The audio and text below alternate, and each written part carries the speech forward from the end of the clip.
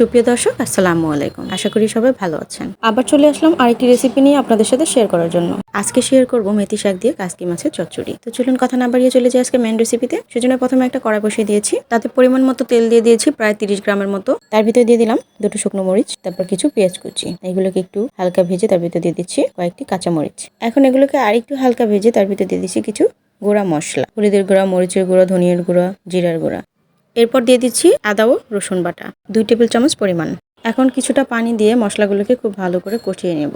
যখন উপরে তেল উঠে আসবে ওই পর্যায়ে দিয়ে দিব শাকগুলোকে দিয়ে কিছুটা নেড়েচেড়ে কষিয়ে নিব। এই পর্যায়ে স্বাদ মতো কিছুটা লবণ দিয়ে দিব। তারপরে যখন শাকগুলো অনেকটা কমে আসবে ওই পর্যায়ে একটি টমেটো কেটে দিয়ে দিলাম। তারপরে উপর দিয়ে কিছু কাঁচকির গুঁড়া ছড়িয়ে ছিটিয়ে দিয়ে আলতো হাতে নেড়ে দিয়ে দিব 1 কাপ পরিমাণে পানি।